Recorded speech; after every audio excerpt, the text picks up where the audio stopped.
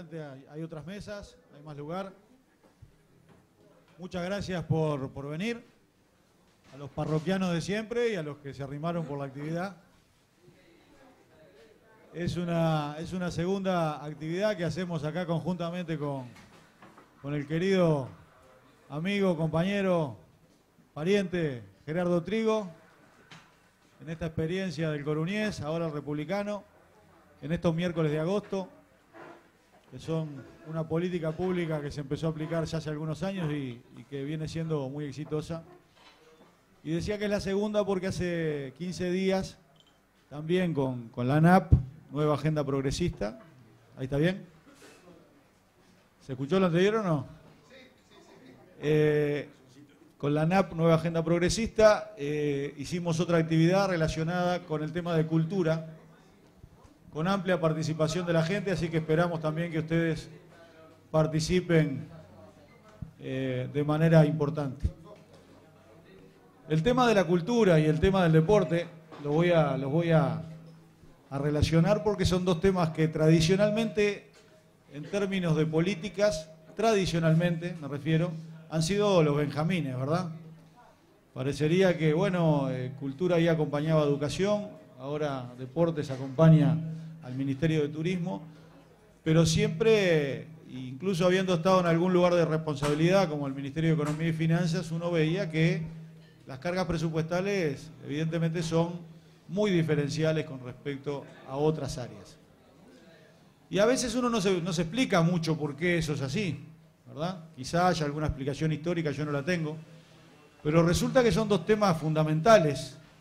Son dos temas fundamentales a lo que hace la vida de un país. Cualquiera de los dos, en los últimos años y a partir de políticas en lo cultural y en lo deportivo aplicadas desde la Intendencia de Montevideo, se me ocurre, por ejemplo, lo que ha sido todo el proceso de Murga Joven, que es un proceso del cual he estado bastante vinculado, o todas las políticas también establecidas desde Ministerio de Cultura, Ministerio de Deporte, y vamos a abundar en el tema deporte hoy, son políticas que tienen una aplicación práctica importantísima y fundamental a nivel de toda la sociedad, mucho a nivel de la clase media en particular, y a nivel, por ejemplo, de una problemática que a veces se pretende agrandar más de lo que es en nuestro país, que es la problemática de los ninis, de los jóvenes. No sé qué es lo que está pasando, está acoplando un poquito.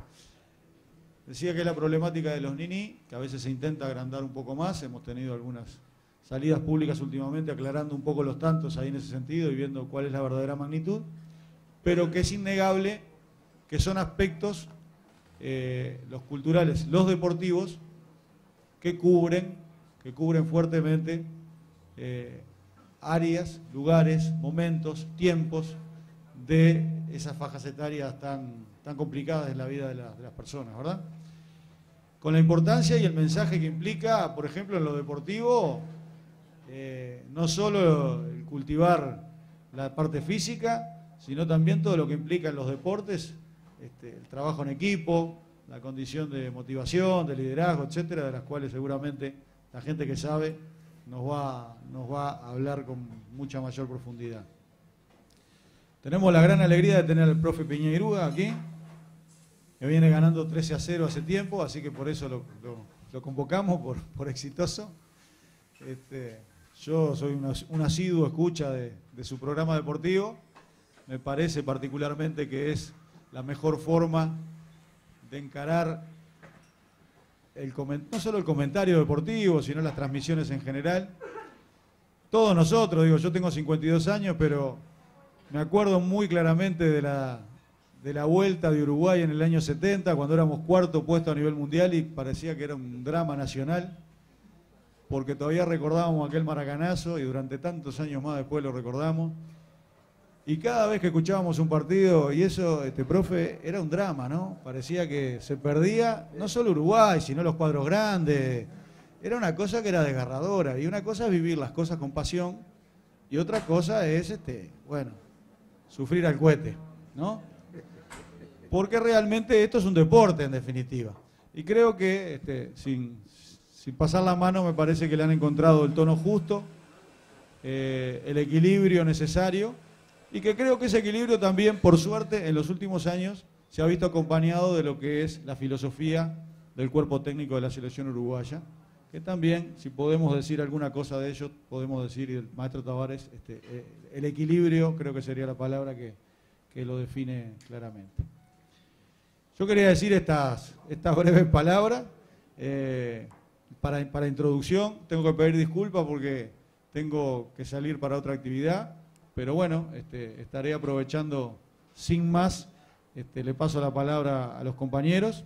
Daniel Danners, que es nuestro referente en el tema deportivo. No sé cómo ordenaron la cosa, pero quien arranque. Bueno, Daniel está directamente empapado e involucrado en las políticas públicas de deporte y nos va a dar muchísima información seguramente. Muchas gracias. Por favor.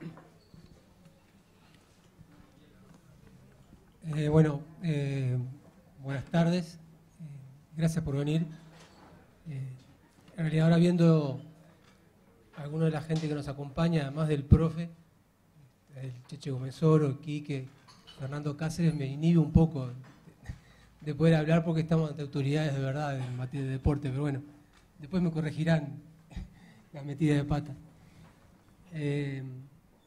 Como decía Álvaro, y creo que en este momento, para empezar a hablar hoy de deporte, lo primero es alegrarnos, felicitarnos de que pongamos el deporte en la mesa para discutirlo como una política pública que, como decía Álvaro, ha estado relegado como tal y ha estado relegado en el debate público, político, no está planteado, siendo que es seguramente alguna de las manifestaciones culturales o manifestaciones sociales más importantes o con más arraigo en el país. Hay las encuestas, no digo que más bien no hace falta ratificarlo con encuestas, pero si hiciera falta, el 86% de los uruguayos tiene una vinculación directa con el deporte, ya sea porque es aficionado o por lo que fuera, o sea, la mayoría más absoluta del país, seguramente no hay otra actividad que reúna una mayoría semejante. El país se paraliza en pocas instancias, se paraliza un 1 de mayo, se paraliza un día de elecciones nacionales, o un día de clásico, o un día que juega Uruguay. Son casi que las instancias en las que el país se para por una actividad que lo unifica. Entonces, el no debatir esto, no discutir, no reflexionar sobre el deporte, creo que es una carencia que por suerte de a poco estamos subsanando, estamos poniéndola en debate. Como decía Álvaro, tengo la suerte de desde hace 7 años estar participando en la gestión de gobierno del deporte. Es una suerte porque el deporte es parte de mi vida desde siempre, y entonces estar trabajando en un proyecto en el que creo, con un gobierno en el que creo, en una actividad que es una pasión, la verdad que es una alegría, una fortuna y algo que me llena diariamente.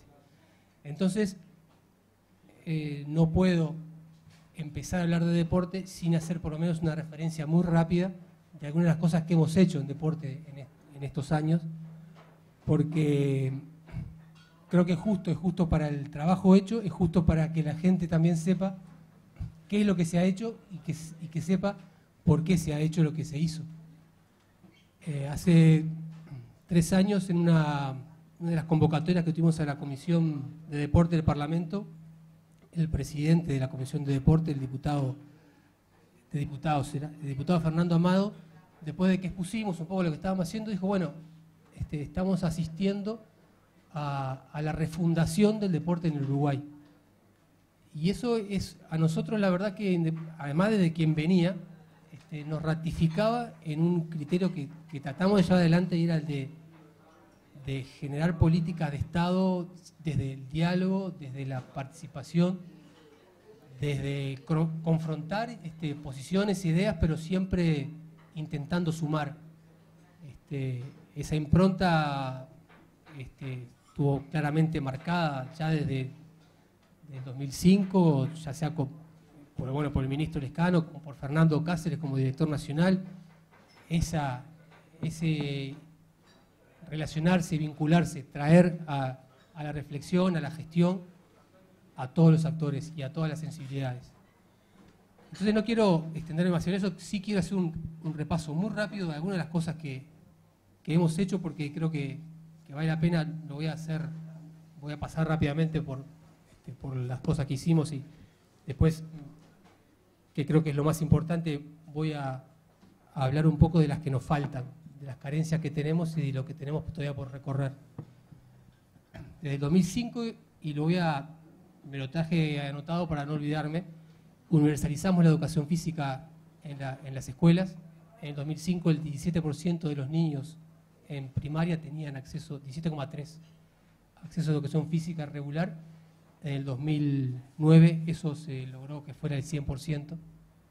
Y ahí ya adelanto algo que nos falta profundizar la cobertura y la frecuencia de atención, pero hoy todos los niños tienen educación física a nivel escolar.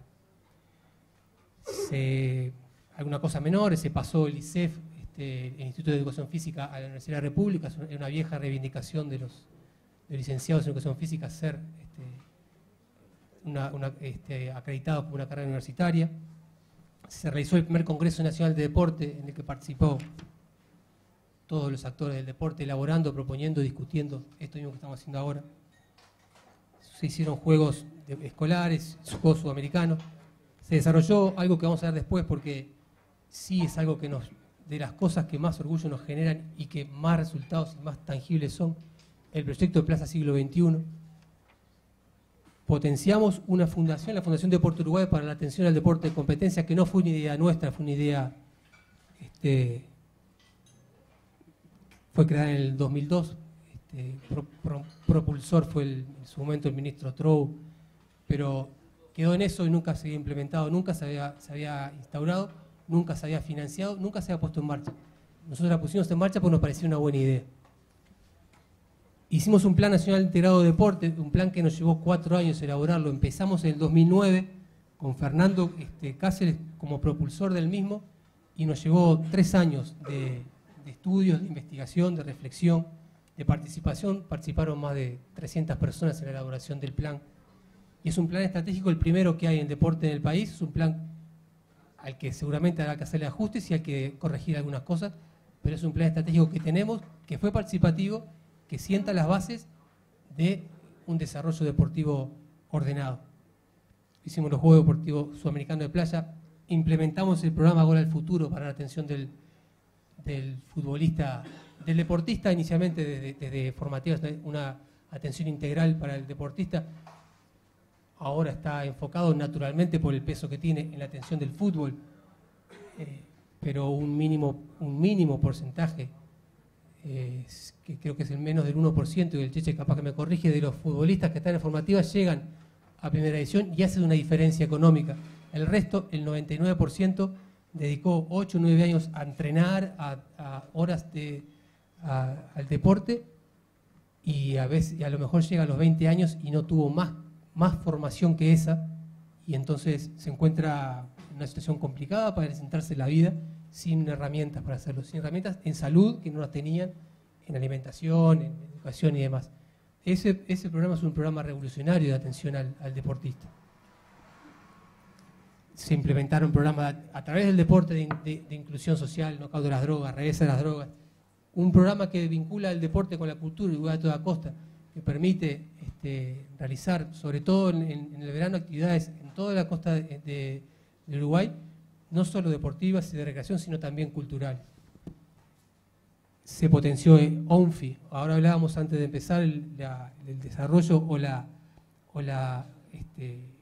cobertura que tiene a nivel de los niños el fútbol infantil. 60.000 niños juegan al fútbol en ONFI, 1 de cada 3 niños entre 6 y 13 años practican fútbol en ONFI.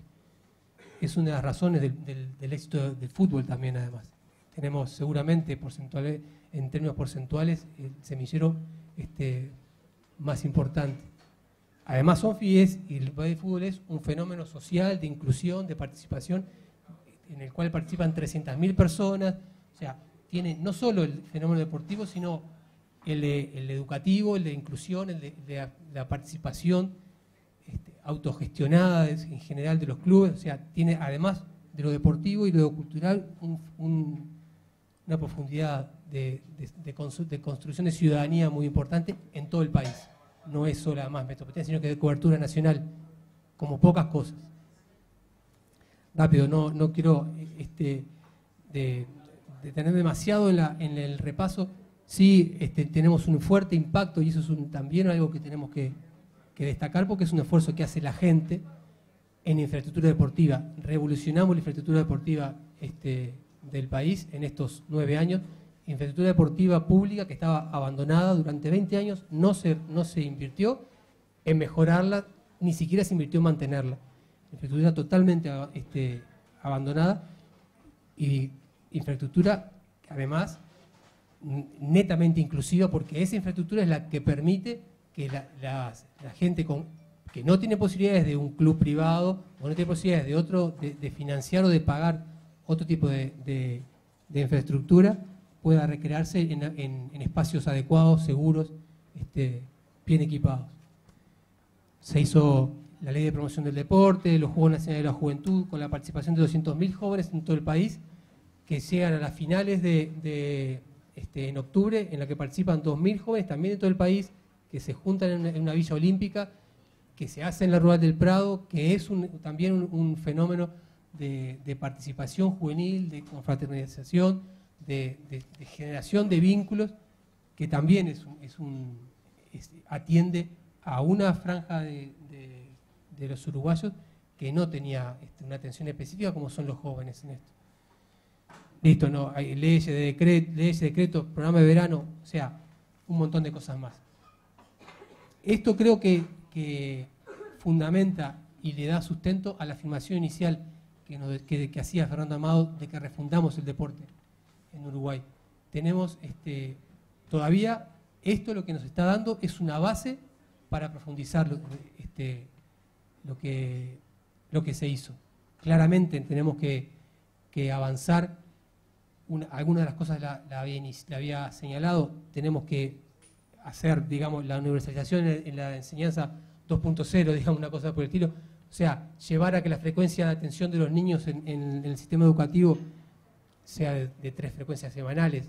A lo mejor, ojalá, tenemos que ver, porque eso nos implica carencias a nivel de infraestructura, carencias a nivel de docentes, que tenemos que cubrir para lograr eso. Pero es una aspiración que tenemos que cubrir porque los niños lo necesitan. Después antes de empezar la charla, hablábamos con el profe, me decía, bueno, ¿por dónde qué es lo que vamos a hacer? Yo le decía que aprovechemos la posibilidad que tenemos de discutir para plantear algunas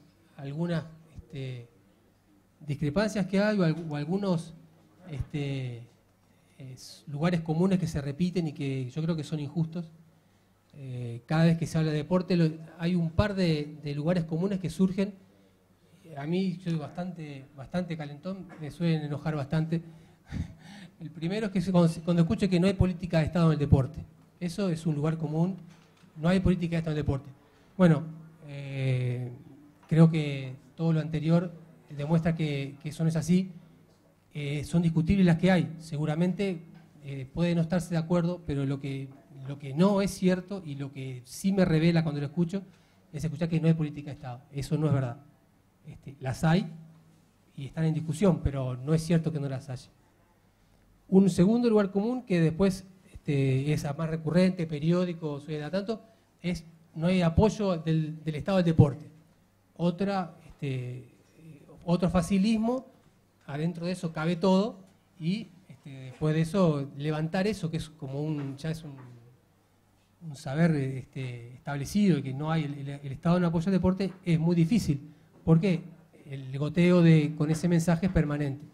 El Cheche, no voy a abundar en detalles de esto porque soy el Cheche, me va a corregir, pero porque el Cheche lo ha estudiado de verdad este tema y en profundidad.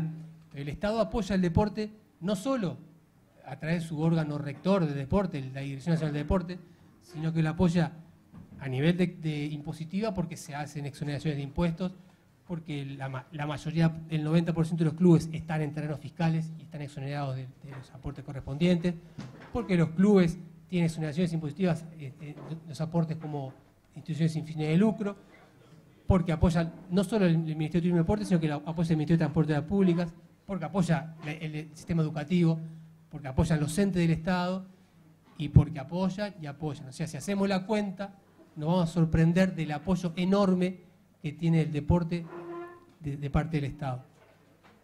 Un aporte desordenado, es cierto, un aporte que no está estructurado, que no está sistematizado y que no está jerarquizado. Pero sostener que no hay apoyo es una mentira grande como una casa. Y lo voy a dejar por acá porque si no el profe, que le gusta hablar más que a mí y además habla mejor, se va a rezongar.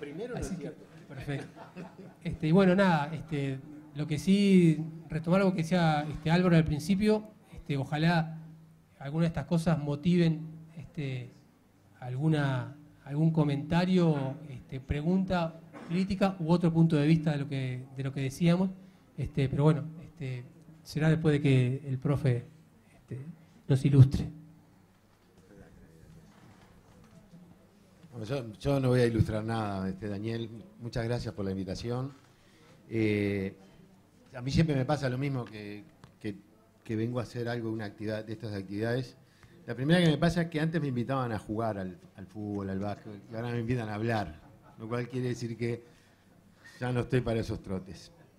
Pero... Lo peor es cuando te evoquen. Claro, cuando te Pero voy a tomar un ejemplo de algo que me pasó cuando estaba sentado allí, estaba parado ahí hablando, y entonces vino una compañera y me dijo, espero que hables del fútbol femenino. O te vengo a escuchar a ver si hablas del fútbol femenino. Y yo en realidad no iba a hablar del fútbol femenino. Y no voy a hablar del fútbol femenino. Porque precisamente esa pregunta, esa que hacía la compañera, o esa chanza que me hacía, me hace reflexionar sobre uno de los grandes dramas que tenemos cuando discutimos este tema. Es ¿de dónde pensamos el deporte? ¿De qué deporte estamos hablando? ¿De qué estamos discutiendo? Es decir, es tan grande esto. Cuando Checha decía, cuando Daniel decía, bueno, todo lo que el Estado le da al deporte, ¿no? Desde una cantidad de instituciones, ministerios, economías, etcétera, y tendencias, etcétera, etcétera, donde se juega. Habla de que, de repente, como tú decías, desordenadamente, hay una atención al deporte, pero quizás esa atención al deporte o no es conocida, no la hemos comunicado bien, o en definitiva la vastedad del fenómeno deportivo es tal que en realidad siempre va a haber alguien que va a reclamar algo. Siempre va a haber alguien. Porque hay una sensibilidad, ¿no? Entonces tú decías, sí, cuando aparecen las chiquilinas que van a ir a jugar al sudamericano de handball, vendiendo rifa en una esquina, ¿cuál es la sensación que queda? El Estado no le da plata, ¿no? Cuando aparece un deportista que fue a no sé del lado y termina y agradece, quiero agradecerle a Nike, a Puma, al Laboratorio Veintitante, no sé cuánto, y se olvida de decir cuánto le dio el Estado para que fuera, o el Ministerio, para que se entrenara durante 2 años, no lo dice, porque se da por sentado que es obligación del Estado sostener el deporte. Y ese es uno de las grandes discusiones que me parece que debemos abordar cuando hablemos del tema del fútbol. Pero yo, en realidad, como hace muchos años que he dejado de ser profesor de educación física y de trabajar en la parte del deporte comunitario, del deporte de la sociedad, y me he dedicado al fútbol, en realidad cuando pienso en el deporte solo pienso en el fútbol. ¿Por qué lo digo esto? Porque yo creo que, entre otras cosas, a los gobernantes les cuesta aceptar que se puede pensar en el fútbol. ¿No? Es la sensación que a mí me queda. ¿No? Siempre que hablamos de deporte, hablamos del deporte comunitario, lo que hicimos en las plazas, pero del deporte del fútbol es como que tememos hablar. Hay quienes dicen que tienen miedo de meterse en el fútbol, ¿no? Porque el fútbol puede pagar caro de repente esa. Y yo lo que digo es que el deporte, en realidad, y sobre todo el fútbol, no solamente el fútbol, mentira que digo, me gusta el básquetbol también. Yo digo, el deporte es un constructor de identidad. Tú decías, el 80 y pico % de los uruguayos tienen una vinculación con el deporte, ya sea que lo miran por televisión porque van a un partido de fútbol, de básquetbol, porque son dirigentes del baby-fútbol, por lo que sea. Hay una vinculación que es afectiva. El deporte es probablemente la expresión cultural que da mayor satisfacción a la gente. Y yo creo que, y ese es el punto que yo quería plantear, yo creo que en realidad a mí me gustaría abordar una discusión sobre el deporte, sobre la satisfacción que da a la gente. Es decir, la importancia que tiene el deporte en la satisfacción espiritual de la gente, de los uruguayos en particular y hoy por hoy en el mundo en general.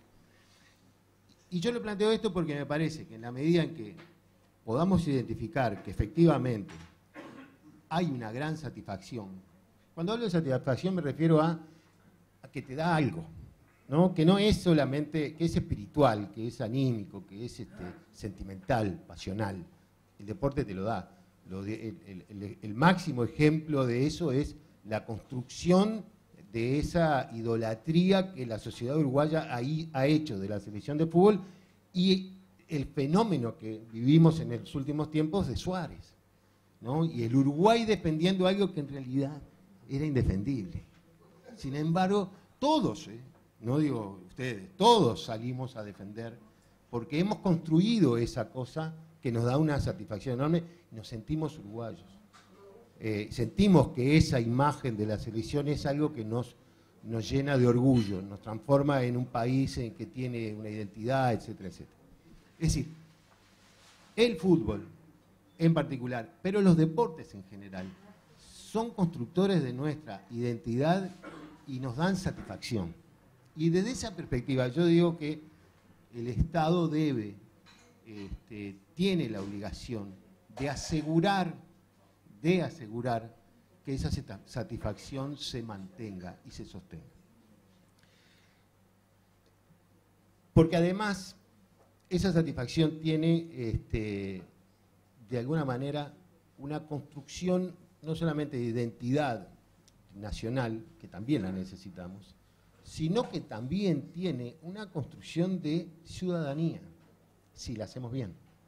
Y yo creo que uno de los grandes problemas que atravesamos en el Uruguay es la construcción de la ciudadanía. ¿Por qué? Porque nosotros, la dictadura no solamente reprimió, torturó, provocó desaparecidos, nos amargó la vida. Hasta el día de hoy seguimos con las secuelas de las personas, de las familias. La dictadura también rompió nuestra sociedad, la destruyó. Rompió el entrelazado social que caracterizaba al Uruguay de las capas medias. Éramos todos del medio y como tal éramos todos más o menos iguales, vivíamos en los mismos barrios y hacíamos las mismas cosas. Eso se rompió y el deporte puede ser un gran reconstructor a partir de dos expresiones, me parece. Una es esta, la que mencionaba hoy Daniel, el trabajo ese que de repente es el que no se ve, pero es el que deja el sustento para que se construya. Es decir, las instalaciones, la infraestructura, los profesores en las escuelas, el desarrollo del deporte amateur, etcétera, etcétera, etcétera, que además en el Uruguay está teniendo un desarrollo muy importante, quizás por otros motivos de repente y sin que haya habido una planificación, pero lo hay. Pero ese es uno. El otro es ayudar a que no nos roben como sociedad la expresión más alta del deporte, que es el de la alta competencia y del profesionalismo en el fútbol. Yo soy muy insistente en esto y a veces soy hasta cargoso, pero eso tira para arriba a toda la sociedad, empuja hacia arriba, ayuda a que la gente, los niños quieran jugar al fútbol, quieran jugar al básquetbol. Yo siempre digo, cuando se discute en el Uruguay, o se discutía antes, que la televisión le sacaba público a los espectáculos deportivos, la vida demostró que no, que le lleva público, que construye chicos que juegan al básquetbol. Yo me acuerdo cuando aquella época, la explosión del básquetbol en Canal 10, hace muchos años, que en las calles de Montevideo estaban los aros de básquetbol en los árboles, en los muros. La gente miraba el básquetbol en la televisión, iba y lo jugaba. Con todas mis discrepancias con la televisación del fútbol, o quienes la televisan, la televisación del fútbol ha cambiado, que hoy los niños uruguayos saben quiénes son sus jugadores. Antes sabían quiénes eran los jugadores de Argentina, no conocían los nombres de los jugadores uruguayos. Entonces, no me quiero extender mucho, porque si no Dana después me critica. Me parece que nosotros necesitamos hacia adelante mirar el fenómeno deportivo y en particular el de la alta competencia como un constructor de satisfacción e identidad, y por lo tanto es responsabilidad del gobierno y del Estado, es nuestra responsabilidad, que no se nos vaya de las manos. ¿Con esto qué quiero decir? ¿Que el Estado lo tiene que financiar? No, lo tiene que controlar. Es decir, tiene que darle el valor que tiene en todos sus aspectos y no permitir que se le escape de las manos.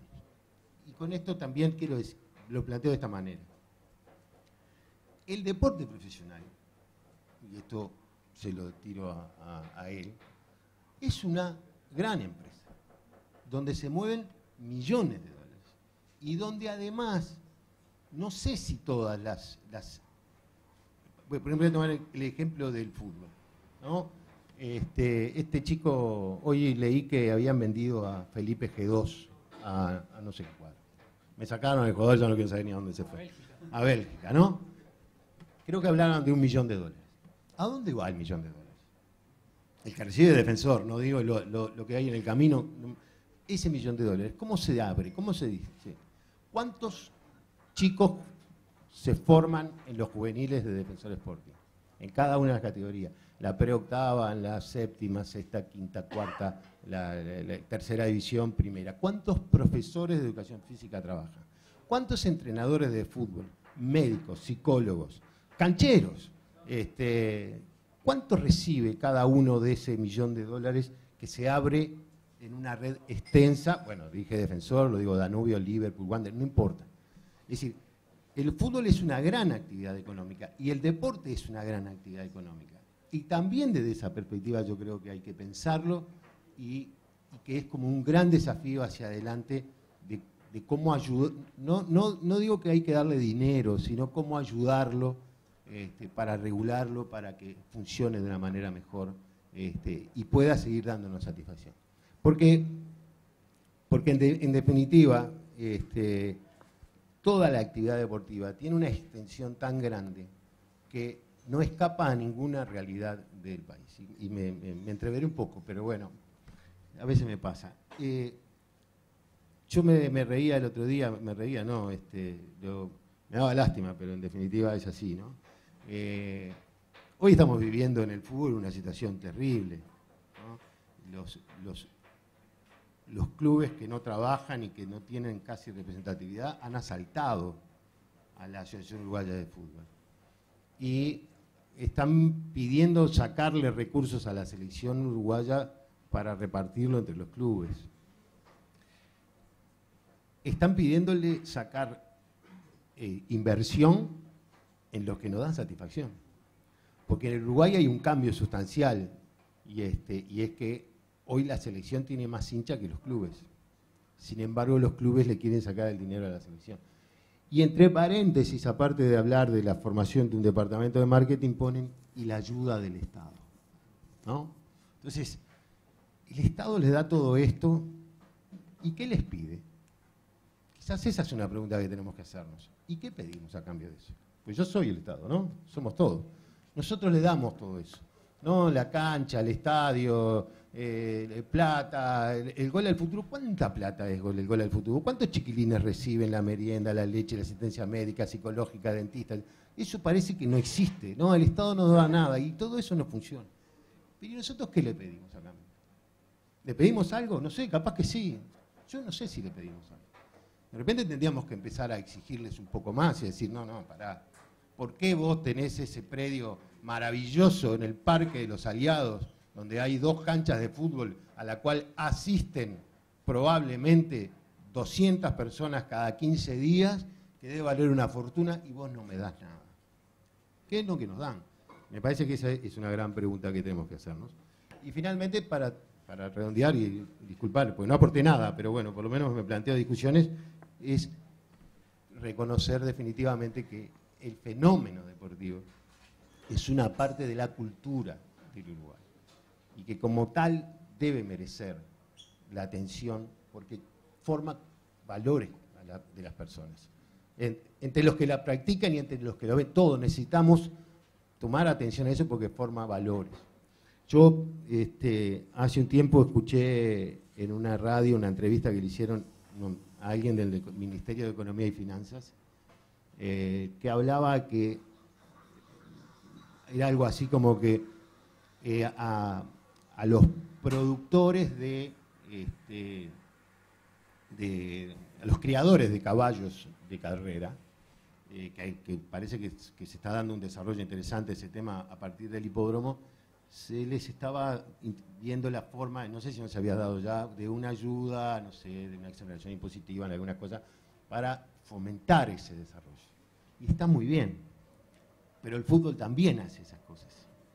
Es decir, entonces, me parece que hay que como proyecto de país, hablando hacia el deporte, tenemos que apuntar a esas cosas, ¿no? A ver de qué manera el Estado da pero recibe, y cómo recibir es potenciar las cosas positivas para la sociedad y combatir las negativas.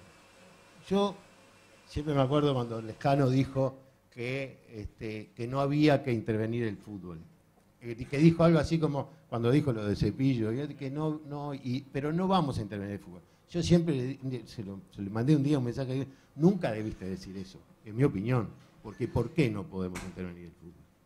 Porque le tenemos miedo a la FIFA. ¿Nos va a hacer algo la FIFA? Hay formas de intervenir el fútbol. No estoy haciendo un llamado a intervenir el fútbol. Digo, hay formas de intervenir el fútbol. No se necesita. Sanguinetti no intervino el fútbol para decir que Tabaré Vázquez no podía ser presidente de la AUF. Levantó el teléfono nada más y lo consiguió. O sea, hay muchas formas de hacer las cosas y me parece que esa es una. Y termino con una cosa que quería plantear porque me molestó mucho y nunca tuve oportunidad de decirlo y lo voy a decir ahora acá. Me molestó mucho una columna que escribió Vargas Llosa sobre Brasil, sobre el Mundial de Brasil.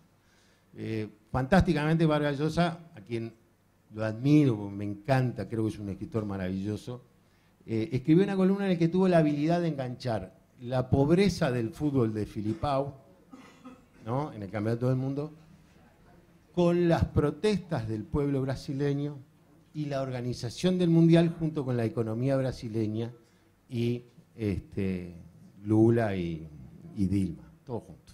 Es un paquete maravilloso en el cual poco más que Dilma Rousseff tenía la responsabilidad de que Filipao hiciera jugar mal al equipo brasileño y que lo iban a pagar muy caro la economía brasileña.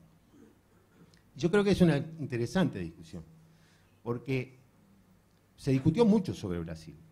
El Mundial de Brasil fue perfecto. Fue perfecto. No pasó nada. No fallaron los aviones, no fallaron los ómnibus, ni los taxis, no sé, los estadios funcionaron, funcionó todo bien. Y Brasil pudo demostrarle al mundo que era capaz de organizar un evento de esta magnitud. ¿Hasta qué punto la organización de un evento de esta magnitud o una expresión deportiva muy valiosa como el fútbol no fue una gran inversión económica para el desarrollo brasileño?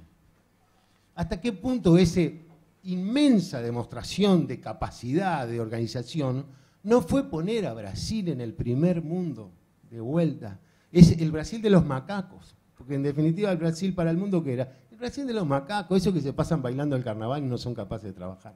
Y Brasil demostró que no, que desde allá del norte, de la pobreza del norte brasileño, que está mucho mejor, ¿no?, gracias a Dilma, no a Filipao, desde allá hasta las grandes ciudades, el Mundial fue una cosa bárbara. Y esto lo planteo porque también a través del deporte nosotros construimos la imagen del país. Y me parece que eso también es algo que tenemos que tener presente. Uruguay es un país natural, Uruguay es un país tecnológico, pero Uruguay también es el país de la celeste. Y es una bandera que nosotros debemos defender y no permitir que nos las quiten los intereses privados que de repente nos van a a perjudicar hacia el futuro. Bueno, perdón, me fue muy largo.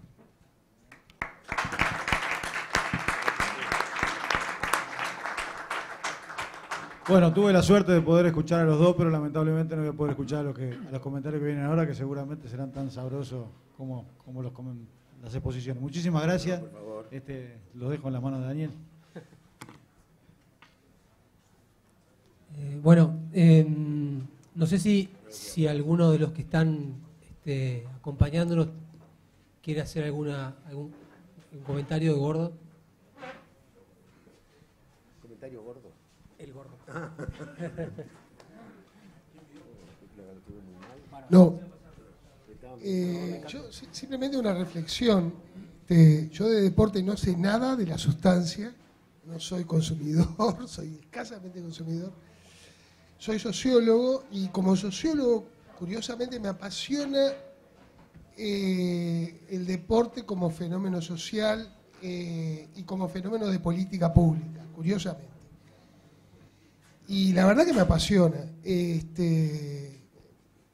Es un verdadero disfrute escuchar las intervenciones que han hecho ustedes hoy en ese sentido. Pero mi punto sería solamente subrayar esta idea, que es la ausencia, lo sorprendente que es la ausencia en el Uruguay de un proyecto nacional potente en torno o centrado en los deportes en plural, porque me parece que en la mesa hubo una indefinición de partida. Esta ya es una primera observación sobre de qué deportes hablamos cuando hablamos de deportes. No sabemos si el Uruguay es un país cuya especialización competitiva solo debe ser el fútbol y lo demás debe estar al servicio de, y no está mal, o no, o debe ser polideportivo, en fin, ahí hay algunos problemas que tienen que ver con ese proyecto. A mí me parece que hay preguntas obvias de poder político que se soslayan. El mundo del deporte es un mundo, mi sensación desde afuera, de doble o de triple conversación debajo de la alfombra. Hubo varios comentarios al respecto. Porque el deporte produce en la sociedad uruguaya, como lo decía Piñeirúa, identidad, primero que nada, produce integración social, es un bien público en ese sentido, produce socialización, produce y es socialización, es integración social, puede ser un bien público, no siempre lo es, claramente es un bien de mercado, hay mercantilización muy extendida de todas las relaciones sociales, no siempre asumida por derecha, sino muchas veces por debajo de la alfombra. No hay peor cosa que tener relaciones de mercado que no son explícitas, que no son visibles, que no son, por lo tanto, objeto de contratos claros, que no pueden ser reguladas, sino que son ilegales. El deporte es un campo de... bueno, en el deporte hay practicantes y en el deporte hay consumidores, ¿no?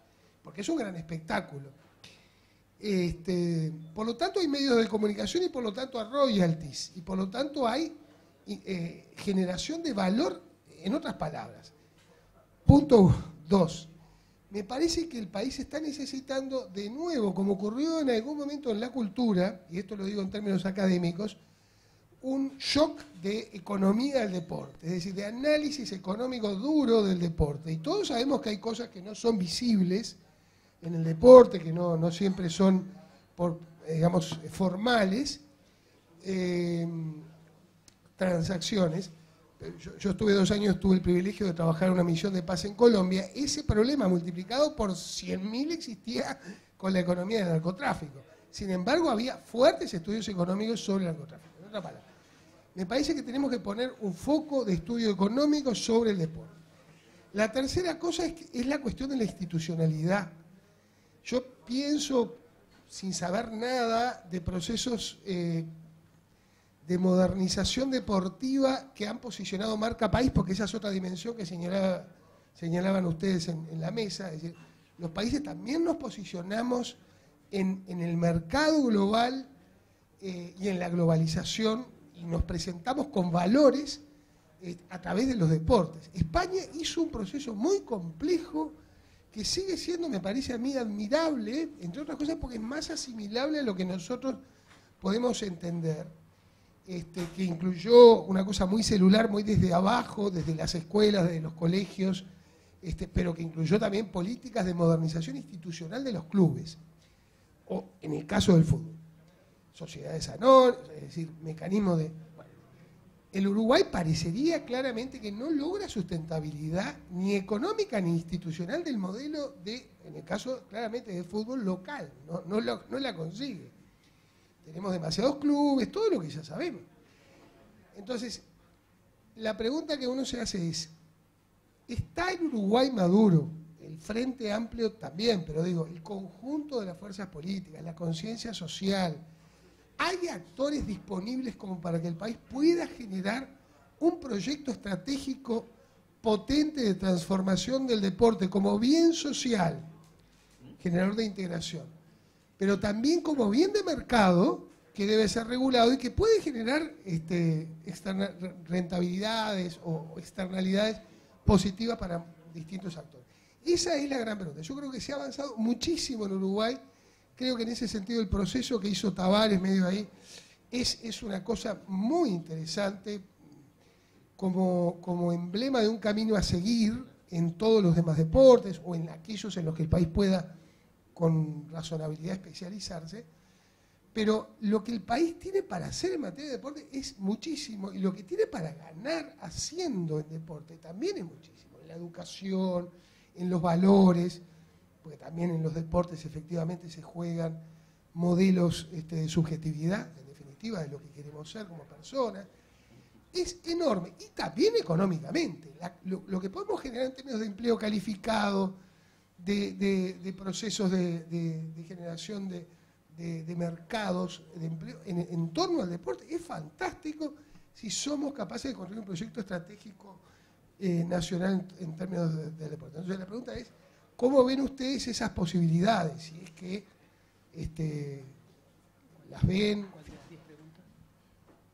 Disculpen el atrevimiento de alguien ajeno por completo a...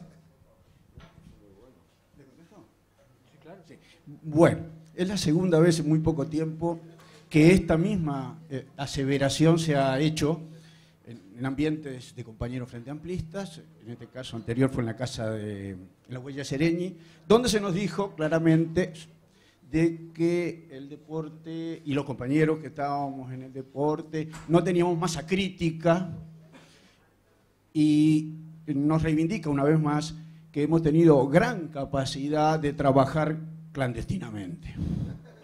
Hemos trabajado durante muchos años en una serie de cosas y nadie se ha enterado, incluso los compañeros que tienen o deberían tener conocimiento. Recién, ¿lo tenés ahí? El plan.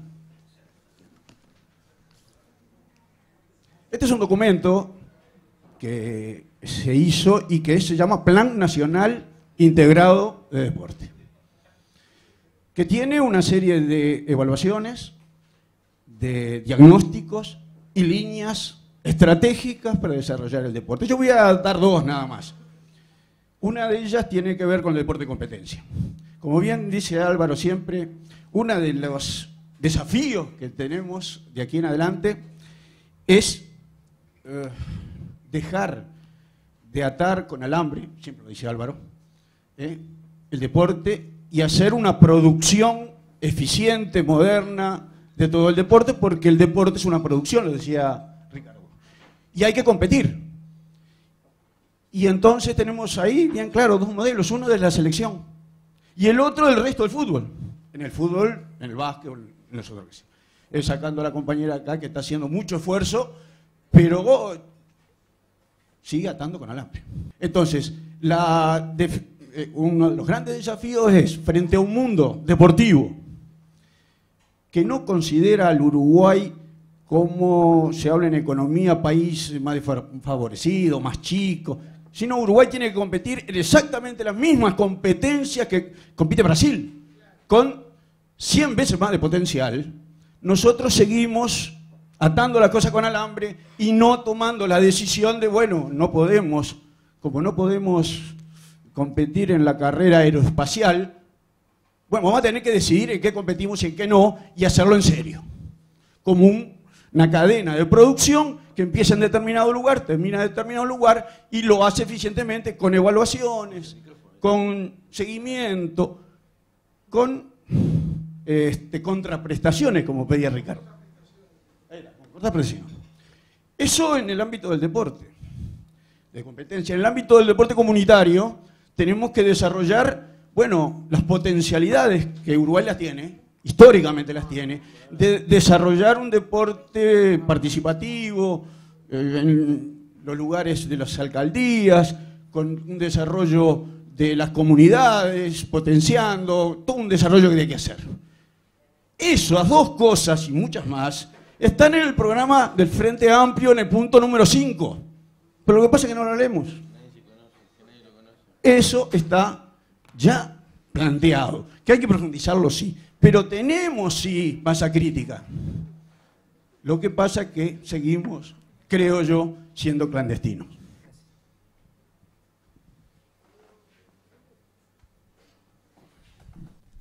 Bueno, ya que nadie habla mientras tanto, a mí me pareció muy interesante lo que decía Eduardo.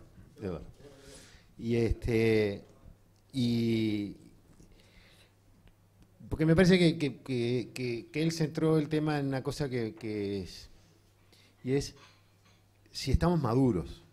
Me parece que ese es un tema también interesante, porque es decir, yo creo que, a ver, la actividad deportiva en el Uruguay, dejando de lado el deporte de repente de alta competencia, el fútbol, nosotros vivimos una época desastrosa.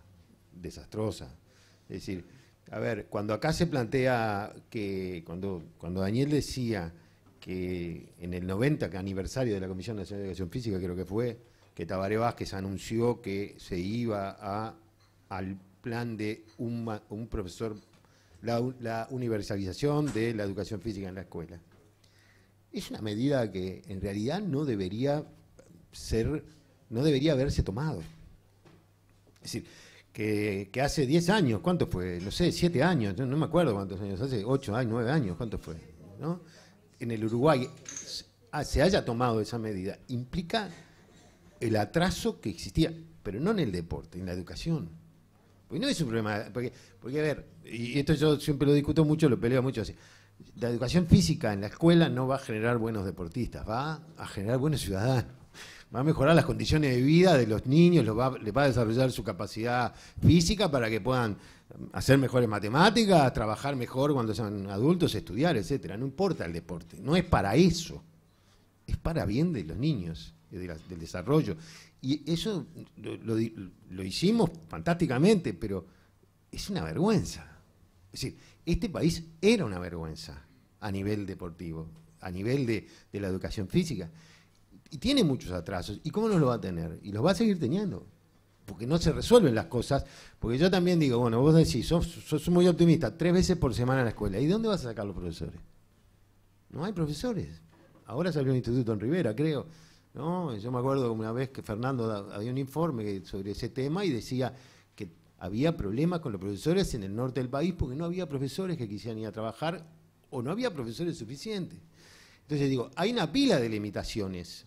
Pero a mí me parece que, yo por eso me parece que está bueno, que estaría bueno separar, ¿no? Que no se contaminen las discusiones. Es decir, que no se contamine la discusión de todo lo que se hace y se podrá seguir haciendo en determinadas áreas que están vinculadas a la infraestructura para la comunidad, para la educación física, para los liceos, etcétera, etcétera. Algún día hasta tendremos deporte en la universidad, quien diga, ¿por qué no? ¿No? Que no estaría mal, con lo otro, que es el deporte, donde, entre otras cosas, tenemos que animarnos a definir, que vos no lo dijiste, no te animaste, qué deportes apoyamos y cuáles no. Porque es así, porque no podemos apoyar, es decir, porque no es que no podamos, no se puede, no todo, es decir, Les cuento una historia, porque tuve la fortuna de ir al Mundial de Brasil y tuve la fortuna de estar 10 días en Río de Janeiro. Era una maravilla. Entonces estaba muy cerquita de la Rambla, iba todos los días a la Rambla a caminar. Entonces un día empecé a descubrir lo que es el fenómeno deportivo en las playas. Claro, todo el año, ¿no? Flor de Vigo son, así cualquiera. Pero un día me paré a ver una cosa que estaban jugando y dije, no entendí, me llevó como 25 minutos a entender a qué estaban jugando. Entonces era una cancha de fútbol así, como una cancha de fútbol, más bien como una cancha de handball, ¿está? Es decir, con un área así semicircular y un arquito chico que tenía una red elástica. ¿La viste vos? No sé qué es. ¿Está? Entonces los tipos ¿a qué jugaban? Que había que pegarle a esa red y que el rival no la agarrara o le pegara. Me pasé una hora. Imagínate que mañana hay un grupo de uruguayos que se les ocurre hacer ese deporte y van, quiero que me apoyen, ¿entendés? Todos quieren que los apoyen. Está bien, que lo hagan, ¿cómo no lo van a hacer? Todo el mundo tiene derecho a hacer lo que quiera, pero el Estado no tiene la obligación de atender a todos. A todos sí, pero no a todos los deportes. No, eso. Entonces, eso también me parece que es madurez. Decir, bueno, acá tenemos algunos deportes femeninos que tienen un desarrollo enorme. Apoyemos esos deportes. Hay algunos deportes masculinos y hay algunos deportes históricos que los tendremos que están ahí, que hay que... Pero después hay otros que habrá que decirles que no. Yo sé que a veces se les dice que no.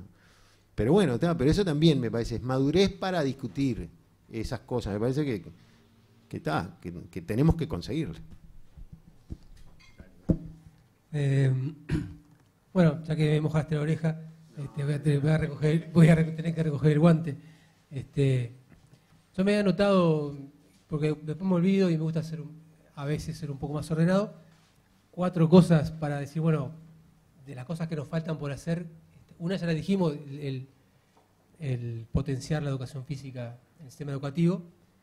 Las otras 3 las voy a repasar ahora y después vuelvo a tu desafío. Una era la jerarquización de los deportes, que está en el plan. Está en el plan, está dicho, no está dicho cuántos, pero está dicho desde el 2013 que Uruguay no puede apoyar a los 32 deportes olímpicos o los 56 federaciones. No puede, es un tema de economía elemental. No sé, hago una cuenta que la tengo hecha, no la voy a hacer ahora, pero si Uruguay apoyara a las 32 deportes olímpicos, digamos, son 32 deportes por 2 géneros, por 4 categorías, por un evento anual, por 15 integrantes en cada delegación y por no sé, $1.500 por cada integrante. Esos son $6 millones por año, solo para las competencias. No se incluyen las preparaciones, no se incluye la infraestructura, no se incluyen otras cosas. Bueno, esa plata no está, sí está en otro lado. O sea, es una decisión que eventualmente que el país va a tener que tomar. Dice, bueno, se redirecciona el presupuesto nacional y dice, bueno, el deporte tiene otro respaldo. Podría ser, hoy no es así, pero esa decisión no es solo, como decía el profe, decía, el Estado también soy yo. Bueno, sí, esa decisión no es una entelequia, no es cuando hablamos de exoneraciones impositivas. Bueno, la exoneración impositiva no es que no se paga, porque al final del día alguien paga. Sí, no es que se deja de pagar, no, se paga por otro lado. No lo paga el actor directamente, lo pagan los que no son actores de eso, los que no están exonerados. Entonces, ahí hay un tema de economía. Los otros 2 puntos, que también son otros, también forman parte de esta discusión y es facilísimo decirlo. Uruguay no tiene un centro de alto rendimiento. Y es una carencia. Por eso Uruguay no es medalla olímpica en natación, claro, porque no tiene un centro de alto rendimiento, porque tampoco tiene deportistas, la masa crítica para sostener un centro de alto rendimiento. O eso es lo que pienso yo, podemos discutirlo.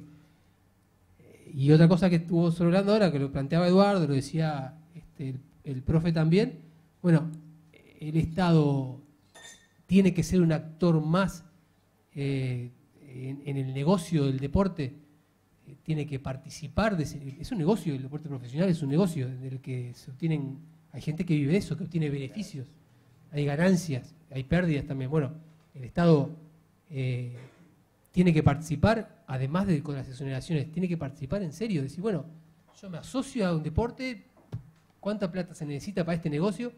Yo pongo esa plata, pero quiero saber qué pasa en ese negocio. Eso es otra discusión que habría que dar, porque ahí estamos en el tema de, bueno, hasta dónde nos van a dejar intervenir o participar. Bueno, habrá que ver de qué manera. Yo tengo, así como tengo opinión en cuanto a los deportes a priorizar, pero es una discusión que se está dando. Sé que me parece que no está bueno,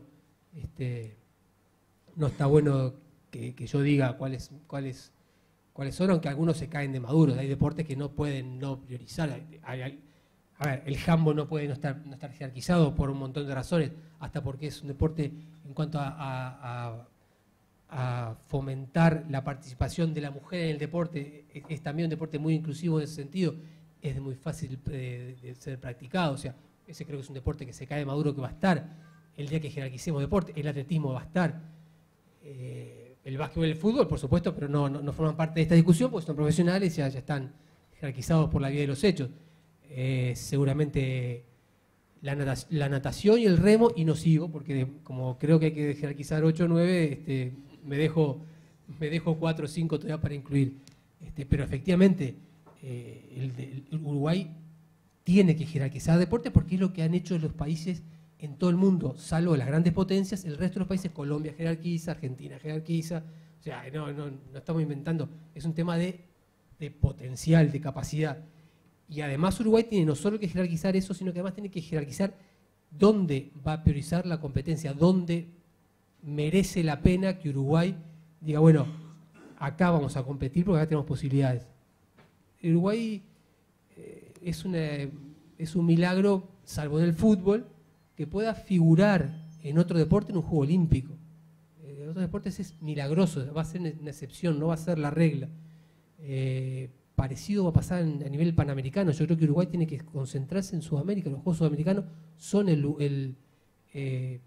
a ver, quien me conoce sabe que no, capaz que parecido que yo, sí, pero más competitivo que yo, nadie.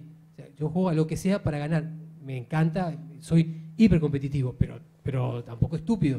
O sea, creo que ponernos metas inalcanzables o aspirar a cosas a las que no podemos aspirar por todas las razones que estuvimos viendo ahora, de cantidad de deportistas, de potencia económica, lo que decía el Cheche de la profesionalización de la preparación, de la inversión millonaria que hay que hacer en un deportista para hacer una medalla olímpica. Bueno, eso Uruguay no está en condiciones de hacerlo. Me parece que lo que decía el Cheche de que tenemos masa crítica, tenemos elaboración y tenemos con qué discutir, seguramente podamos estar equivocados, pero tenemos con qué discutir, me parece que estamos obligados a salir a discutir, porque seguimos discutiendo para adentro. Está Fernando acá, con Fernando, con el Cheche, con el profe, con Quique. A ver, las discusiones son de hace mucho tiempo, son profundas, son serias, son con sistemas, son estudiando los temas. Y bueno, estamos en un momento de quiebre, en el cual decir, bueno, discutamos a fondo y de esa discusión va a salir algunas decisiones. La jerarquización de los deportes seguro tiene que salir de esa discusión, que va a ser una discusión sangrienta, porque si priorizamos 8 deportes, el deporte 9 se va a querer matar y nos va a querer matar a los que priorizamos. Va a ser así, eso es clarísimo. Y va a ser sangrienta cuando digamos si tenemos o no que construir un centro de alto rendimiento. Porque un centro de alto rendimiento nos va a costar 30 millones de dólares construirlo y 4 millones y medio de dólares por año mantenerlo. ¿Para cuántos deportistas? ¿Cuántos deportistas tenemos que necesitan una atención de un centro de alto rendimiento? ¿10? Mandalos a alto de rendimiento en Argentina o en Brasil y chao, es mucho mejor. Lo que tenemos que darle... Además van a competir con grandes atletas y van a mejorar su nivel. Si se quedan acá, ¿qué van a hacer? ¿Con quién va a correr Débora Rodríguez? ¿Quién puede, no sé, que le pongan uno cada 100 metros para que la corra? Pero es verdad, pero si no compiten no evolucionan. Y acá ese nivel de competencia no lo van a tener. A ver, tal cual, lo que tenemos que garantizarle a los atletas de élite es la posibilidad de entrenar a alto nivel. Eso así sea, en un gimnasio, en la casa con un software remoto y que tenga una computadora que le diga lo que tiene que hacer, en Argentina becado, o en Londres, o en Sudáfrica, no importa. Y eso es mucho más barato, pero muchísimo más barato y sostenible que lo otro. Porque además, el día que construyamos un centro de alto rendimiento, lo tenemos para 8 deportes. 8 deportes. Bien, el deporte 9 no tiene dónde entrenarse. Y el día que de esos 8 deportes, uno de esos 8 deportes baje de ser jerarquizado, porque perdió capacidad, porque perdió nivel, lo que sea, y queramos incluir otro, no tenemos dónde entrenarlo. En cambio, si lo que garantizamos es el acceso al centro, al equipamiento de alto rendimiento, en cualquier lugar donde yo sea, siempre tengo la posibilidad de acceder a él. O sea, eso es una discusión que también está planteada, que también forma parte de los lugares comunes, y bueno, creo que estamos obligados a estas discusiones de darlas.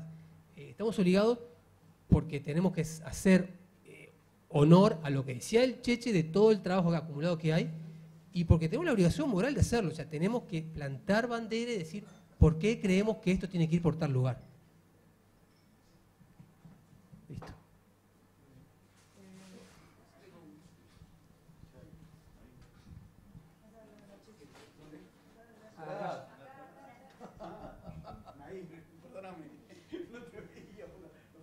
No, también que sos alto, pero bueno, no es para tanto.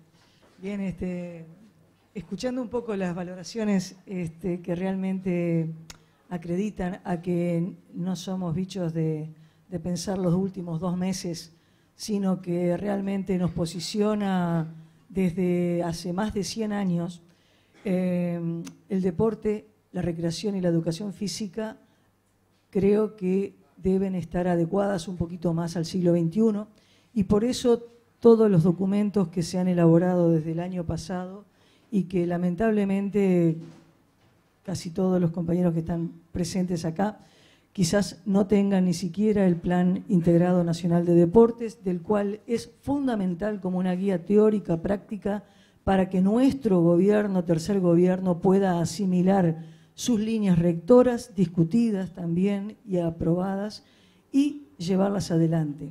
Que sean 6, 7, 8 deportes es lo mínimo.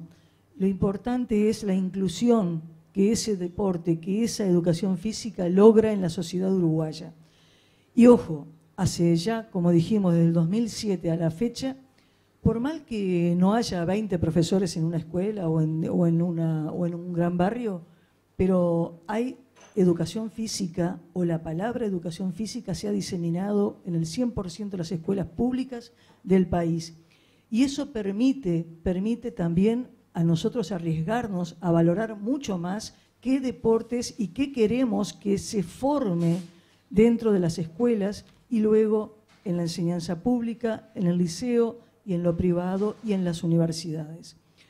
Son caminos que se han convertido para unos pocos, porque los clubes deportivos que preparan, como el Yacht Club, como el handball, como la Escuela Italiana, como otros lugares, son clubes deportivos, pero no es una masa social grande preparada por una política de deportes que nuestro gobierno fue llevando adelante.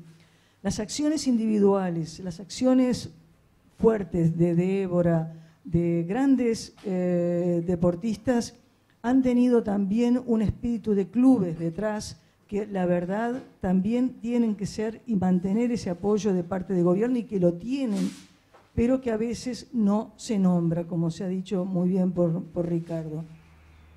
En el ámbito no más femenino, altamente apoyados por el Ministerio de Turismo y Deporte, con una política de gol al futuro que también desde el año 2008, a través de Fernando y Arzuaga, han logrado a través de un programa que evoca a 3.800 futbolistas, de los cuales varones son, y solamente están ubicándose alrededor de 500 niñas, mantiene una brecha de que hay muchísimas más oportunidades para apoyar al fútbol femenino y a los deportes femeninos. En primera instancia se apoyó al fútbol. Como segunda característica se iba a apoyar al básquetbol. No ha llegado porque temas presupuestales no lo han permitido, pero tampoco lo tomamos como programa. El continuar con un programa brillante que llegó a los barrios, que llegó a la gente, a la familia, a los clubes deportivos, que como también se ve no son solamente problemático el club masculino de fútbol, sino también el club femenino. Hoy por hoy son 15 clubes femeninos que están a nivel de AUF trabajando, pero son 33 que están en el interior a través de OFI, y son 1.500 niñas menores de 13 años que están a nivel de ONFI, y ONFI también es un programa que llega a las familias. Hay alrededor de 300.000 personas cada fin de semana apoyando al fútbol, y eso es un lugar de enclave, de identidad, de cultura. Si eso lo multiplicamos por el handball, si lo multiplicamos, por favor, pensemos un poco más. Recursos humanos hay. Daniel de León sabe muy bien, Eduardo de León, sabe muy bien que recursos humanos e instalaciones hay en todo Montevideo, porque con él logramos hacer toda una intervención en Montevideo de todos los espacios que hay municipales, y es realmente característico y un precioso trabajo que logramos hacer, a instancia también de una administración municipal. Pero, ¿cuál es la característica? Está todo ahí. A veces falta mayor contacto, y esto de estar conversando con los compañeros a 2 meses, realmente a mí me gratifica enormemente ver las caras. Pero ¿por qué a 2 meses? Igual que hace 5 años atrás, a 2 meses. ¿Por qué, Daniel? ¿Por qué Pasos? ¿Por qué Irurueta? Estábamos acá con ustedes durante 5 años y no nos llamaron nunca. Y ahora, a 2 meses, tenemos que sacar castañas al fuego. Sí, por el frente lo vamos a seguir haciendo, pero entiendo claramente que las políticas de comunicación son responsabilidad política. Son responsabilidad de la gente, pero son responsabilidad en primer término de la política. Y no pido a la gente que responda, sino que pido a los políticos que salgan a decir lo que hacen y lo que hicieron, porque para eso están los políticos. Y no quiero que después digan, no, la gente no nos apoya.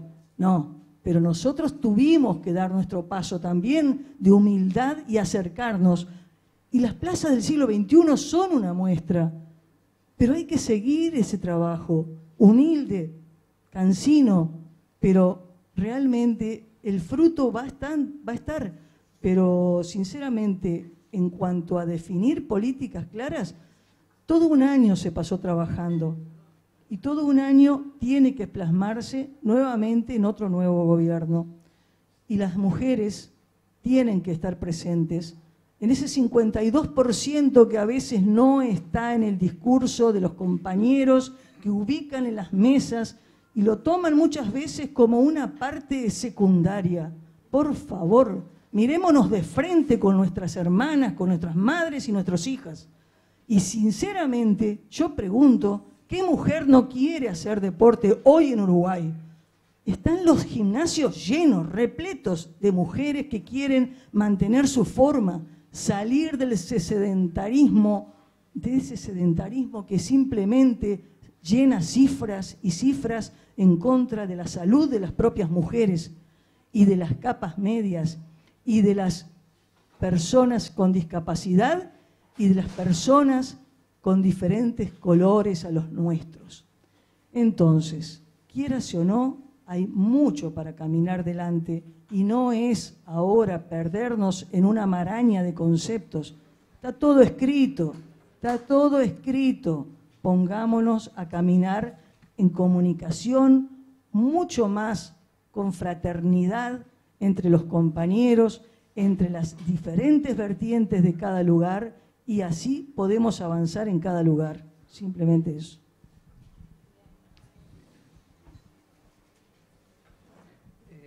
El Gallo había pedido la palabra.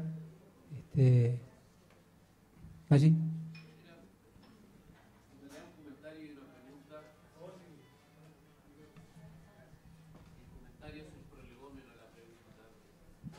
Y la pregunta era para el profe, fundamentalmente, porque él, digamos,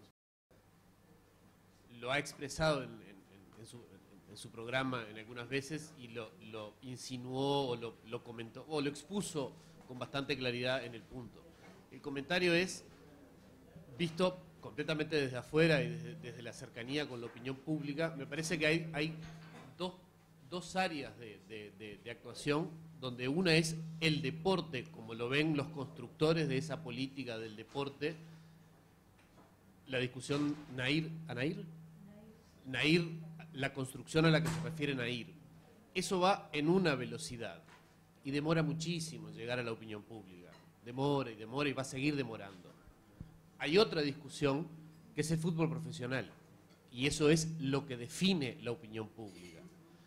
Entonces, a mí me parece que no va a haber reconocimiento en esa esfera de opinión pública. Puede haber en muchas otras muy relevantes y muy sustantivas, de lo que es el deporte, en tanto el público identifica el deporte con el fútbol profesional, hasta que no haya posturas y gestos de gobierno y de Estado hacia el fútbol profesional. Hasta ahí el comentario. Mi pregunta era al profe, si una varita mágica le dijera, profe, usted es ministro, ¿qué hace con el fútbol? ¿O cuáles son los puntos de entrada? ¿O cuáles son las temáticas que pudiera pensar en términos del fútbol? Y disculpen por la provocación. No, por suerte no puede pasar porque no hay Ministerio del Deporte, o sea que estamos salvados, ¿viste? No, es muy difícil responder a tu pregunta. Es muy fácil, desde mi posición, tirar ideas y es muy difícil ejecutarlas. Yo lo confieso, yo no sé bien cuáles son los caminos. Creo que hay... creo que tú dijiste una cosa. Yo hoy lo planteé desde el punto de la idea de la no contaminación. O sea, la necesidad de separar en nuestras discusiones y en nuestro trabajo lo que es el desarrollo de todo el trabajo del deporte para la sociedad, en su práctica, etcétera, etcétera, y lo que es el deporte profesional, y especialmente el fútbol y el básquet, que son los más profesionales, y hay otros, o algunas expresiones individuales dentro del deporte, pero también son profesionales, porque en definitiva Débora Rodríguez es profesional, ¿no? Y Andrés Silva es profesional, y Foglia es profesional, o sea, es otro nivel de profesionalismo, no ganan millones, pero son profesionales, se dedican a ser deportistas. Y esa es una parte, me parece que es la sobre la que yo me estaba refiriendo. Yo creo que el fútbol es una actividad económica muy compleja, que tiene actores que viven, que participan de ese fenómeno y que trabajan en instituciones que no son profesionales, ¿no? Fernando capaz que me puede corregir, pues él lo conoce mucho mejor, perdón que te nombre, pero digo, nosotros tenemos cuadros de fútbol que manejan presupuestos, que pagan sueldos, que tienen obligación de hacer aportes al BPS, etcétera, etcétera, que transfieren jugadores a representantes o a clubes en valores de cientos de miles de dólares, de millones de dólares, y que funcionan como una institución social sin fines de lucro. Entonces, a partir de la acción de la DGI, creo que hace unos años, eso ha empezado a tener otro tipo de controles. Pero yo creo que uno de los elementos que lo manejaba allí recién hoy cuando hablaba de España, es que no hemos tomado, todavía no se ha obligado a que haya determinadas formas de funcionamiento de los clubes que respondan a las leyes económicas, sociales, etcétera, del país y que permitan un mayor control del tema. Esto también va a traer aparejado, no sé en cuántos años, pero cuánto falta para que tengan que tener no sé cómo se llama, la autorización FIFA, el brevet FIFA, no sé, esa cosa FIFA. La licencia FIFA, ¿no? La FIFA los va a obligar a tener determinadas cosas de funcionamiento que los hagan ser, que puedan ser equipos que compitan en los torneos organizados por la FIFA. Pues si vos me decís, yo creo que lo que hay que hacer, una de las cosas que desde el Estado se debería es meterse más a nivel del fútbol para tratar de ordenar ese funcionamiento y tener más fuerza. Y desde otro punto de vista, y esto ya es muy atrevido, usar todo el poder del Estado. Eso es lo que hay que hacer. Es decir, porque a veces, muchachos, es decir, Nos pasamos toda la vida discutiendo sobre la diferencia entre el gobierno y el poder, ¿no? Creo que alguna vez tuvimos una discusión ideológica en esa, en algún lado, en algún momento de nuestras vidas. Bueno, desde el gobierno se tiene determinado poder. Y bueno, usar el poder del Estado para generar hechos políticos que a veces no necesariamente tienen que tener reglamentaciones, simplemente tienen que tener eso. Yo sé que es difícil, mirá, es muy fácil decirlo, es muy difícil hacerlo, porque además no todos pensamos igual. Ese es un gran tema tampoco. No todos pensamos lo mismo. ¿Ah? ¿En la izquierda? No, yo sé de qué estoy hablando. No todos pensamos lo mismo. ¿Ah? Sí, lamentablemente, lo confieso porque a mí me impacta, hay sectores dentro de la izquierda que miran con admiración a quienes se han enriquecido a costa de los clubes y de los jugadores. Pero esos no eran nuestros enemigos de clase, digo yo. Y ahora resulta que los veneramos. Entonces, eso es un gran problema. Es decir, ¿qué es lo que admiramos y qué es lo que respetamos? Es decir, ¿cuál fue? Digo, yo no es que ahora me vaya a poner en una posición de, bueno, estoy en contra del capitalismo. Y hay pila de cosas de esas que ya me han superado, la verdad. Pero también controlemos las cosas, claro, ¿no? Entonces me parece que, por ese lado, me parece que hay cosas que pasan de alguna manera por esa cosa. Y lo otro es tomar ejemplos, ¿no? Es decir, yo creo que todo este fenómeno que hemos vivido de la selección uruguaya con Tavares, que tiene una faceta muy discutible, y es si me gusta cómo juega Uruguay o no, y que la podemos discutir, y capaz que todo el mundo tiene razón cuando dice que no le gusta cómo juega. Pero eso no quiere decir que la forma, la metodología de trabajo, el desarrollo de trabajo, no sea algo para imitar. Ojo que hay muchos lados que se hace, ¿no?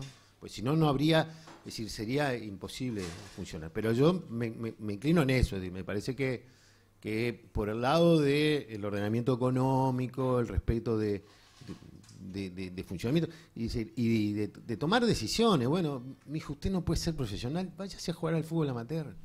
Si lo dicen ahí, recién hablaba, el fenómeno de Ofi es un fenómeno impresionante de miles de jugadores de fútbol que juegan todos los fines de semana. Ni que hablar de Onfi, el Bay Fútbol, ¿no? Que lo decía Daniel. El Bay Fútbol es una expresión de construcción democrática impresionante. ¿De qué vive el Bay Fútbol? Aparte de, bueno, apoyos que debe recibir, sin duda. Pero ellos son las madres que hacen la torta frita, los padres que prenden el fuego a vender los chorizos, le van a pedir al almacenero de la esquina que salga de sponsor en la camiseta, la gente pone el dinero. Es una cosa maravillosa. Eso funciona porque la sociedad lo hace funcionar. Y bueno, entonces, me parece que no es necesario ser profesional. Si no podés tener un club profesional, no sos profesional, sea amateur. Y cuando pueda ser profesional, venís y sos profesional. Sé que es difícil, pero bueno, está. Pero por suerte no hay ministerio, ¿viste?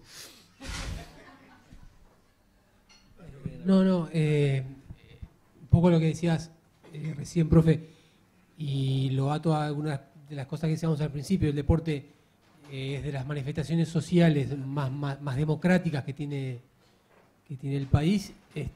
Decíamos, casi el 90% de la gente está vinculada de alguna manera al deporte, y quien gestiona el deporte o los que están gobernando el deporte conforman casi que un coto cerrado en el que nadie puede entrar. Es de los seguramente, en cuanto a su repercusión después social, es de los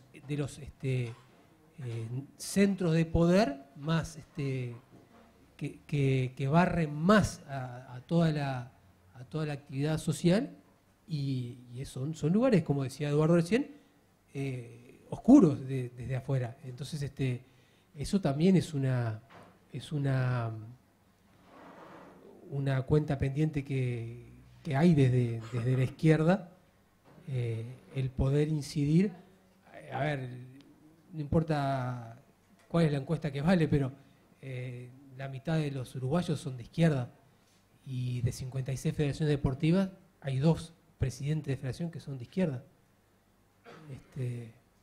No tiene por qué ser lineal la relación, pero pero creo que es bastante sintomático. Y además, muchas veces, el Cheche lo sabe, dirigentes de izquierda, gestores de izquierda en el deporte se comportan como derecha. Además, o sea, se tiñen de las prácticas que rigen el resto del deporte. Entonces ahí estamos siendo funcionales a perpetuar esa lógica y ese poder que en sí mismo se retroalimenta. Así que ahí también tenemos una cuenta pendiente en cuanto a mejorar la gestión, profesionalizarla, no solo de los clubes, sino también de los dirigentes, los gestores, que no se siga gestionando el deporte, como decía Eduardo, como decías tú, es un negocio que mueve muchísima gente y muchísimos recursos. No se puede seguir gestionando como se lo gestiona, como un kiosco, con el respeto que me merecen los kioscos, digo, pero la escala de la economía no lo resiste, la escala de la economía de ese negocio.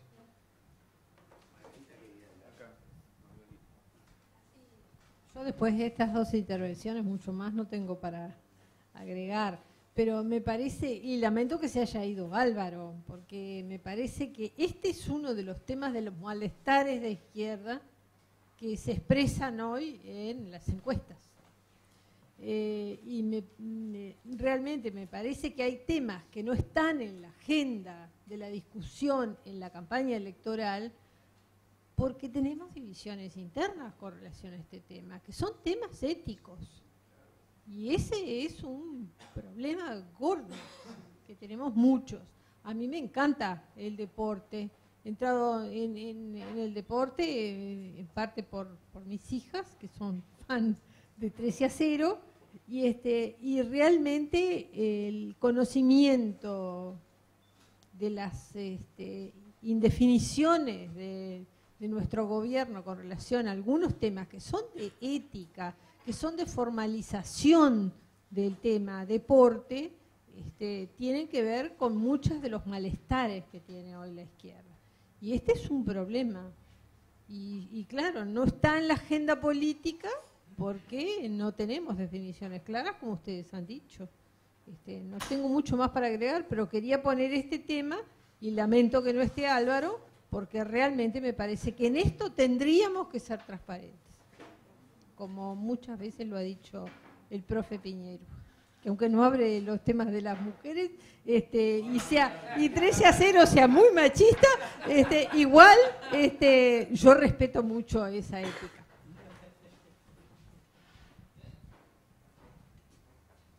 No, brevísimo.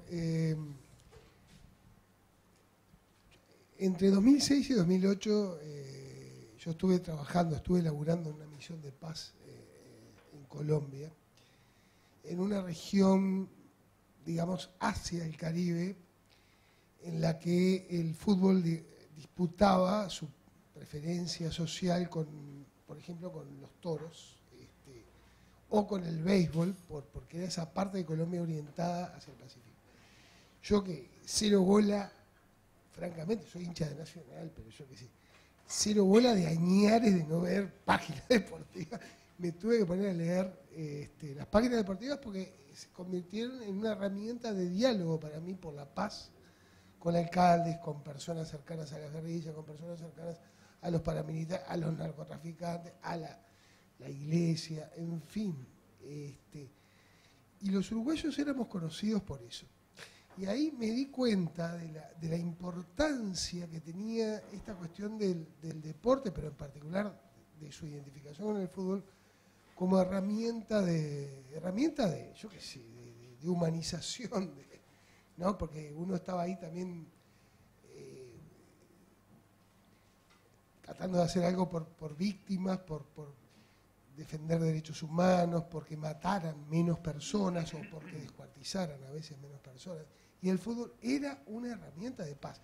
Y los hermanos y las hermanas, pero sobre todo hermanas, compatriotas, deportistas, futbolistas, eran aliados en eso. Las pocas personas que me encontré de casualidad, en boliches, uno sentía un oasis de paz y de alianza por la paz y por los derechos en eso. Ahí yo sentí una cosa muy fuerte en términos de identidad. Hubo algún campeonato, yo no me acuerdo qué copa fue, de unidad con lo que nosotros somos en términos de identidad. Pero lo que quería decir es lo siguiente. A mí me da la impresión de que en cualquier actividad que recorremos en el Uruguay, siempre vamos a sentir que somos son pocas y pocas personas las que están en eso. Porque la masa crítica siempre es pequeña. Porque definimos ser un país con 3 millones de habitantes y entonces tenemos la condena de la escala. Y tenemos que luchar contra la condena de la escala o con la condena o convivir con eso. Somos pocas personas y por lo tanto hay poca masa crítica. A mí me da la impresión, no sé, de que tal vez algunas ideas que parecen muy delirantes y muy como naif sobre Uruguay 2030, hablando del centenario, por ejemplo, sobre cuestiones de fútbol, sobre un eventual mundial, pueden ser cohesionadores de un plan estratégico. Algunas personas como yo, por edad, vamos a estar más que jubilados mirándola de costado, pero me parecería muy importante que construir un sujeto de transformaciones en el mundo del deporte hacia un plan estratégico con una meta, con un año, que sea 2030, y convocar actores y movilizar actores con esa ilusión, que es de transformación, que es de enfrentamiento a poderes mafiosos, pero también capaz, quién sabe, de una traslatina que podría ser local, si fuera un poquito más decente y un poquito jugara más con las instituciones y más con las reglas. ¿Por qué no? ¿Por qué no preferir a algunos que hoy parecen mafiosos frente a la Fox? Yo qué sé. Pero, a ver, tienen que dar pruebas. Entonces, se trata de producir un sujeto social, un sujeto de poder, y de generar ilusión con un proyecto. Son 16 años detrás de una meta país, que sería 2030, como fue el primer centenario, y movilizar al país en torno al bicentenario, porque no es solo en el fútbol y en los deportes, sino también en la cultura y en las industrias creativas, en las que el Uruguay podría realizar una formidable movilización, con un ideal aludido ahora por Margarita, que es la emancipación. Nosotros estamos luchando porque queremos una sociedad mejor y una sociedad en la cual las personas se sientan emancipadas o que avanzan hacia su emancipación. Y la emancipación no es una tarea inconclusa, es una tarea interminable, parafraseando a Habermas. El deporte históricamente tiene que ver con eso, tiene que ver con la producción de emancipación de las personas, con sus cuerpos, con su imaginación, con su físico, con la relación entre la cabeza y el... Es maravilloso. Entonces, como izquierda, ¿cómo renunciar a ese proyecto fantástico, prometeico, que es el de la modernidad y, por lo tanto, el de convertir a este país que fue el de 1924, el de 1900, el país de la utopía, el país del primer vallismo que soñó con una revolución muy radical de la condición humana, porque esa es la verdad de la milanesa, lo tiene que repetir ahora y esa es la aventura a la que estamos convocando. El deporte es una vía más para ese camino. Y me parece que esa es la aventura. Y ustedes son la masa crítica para eso. Tal vez para llamar a los jóvenes, tal vez para llamar a economistas, tal vez para hacer concursos de gente de la cultura, concursos de gente del deporte también, claro. Movilizar energía creativa y producir consensos en torno a una transformación nacional cuyo sello último es la emancipación. Y el deporte por sí mismo vale la pena. Bueno, para mí es un placer haberlos escuchado. Muchas gracias.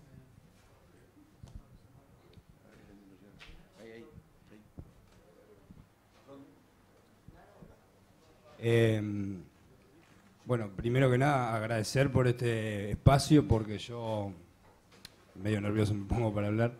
estaba buscando desde la propuesta política, bueno, algo que hablara del deporte dentro del Estado. Yo la verdad no tenía mucha idea de todo lo que dijo Daniel sobre todas esas cosas que están, que se hicieron, por ejemplo. Y nada, en realidad en este rato me puse a ver lo que dijo el profe, que el deporte abarca muchas personas, y hoy en esta charla me parece a mí que para que el deporte abarque tantas personas tendríamos que ser muchos más, por ejemplo, de lo que estemos debatiendo acá, o hablando, preguntando, conociendo. Y en realidad tengo dos consultas, que una es toda esa gestión que se quiere hacer en el deporte, si Uruguay tiene las personas capacitadas como para poder llevarlo a cabo, porque hemos puesto el ejemplo de España, por ejemplo. Yo estoy haciendo el curso de técnico de fútbol en el ISEF, y a medida que me pongo a leer, en realidad yo veo que todo lo que ha avanzado España también, por ejemplo, es en base a que muchos españoles, no sé, son especialistas en política y en gestión deportiva, son magíster y todo lo que han, me parece a mí, progresado también está basado en esas personas que estudiaron sobre el tema.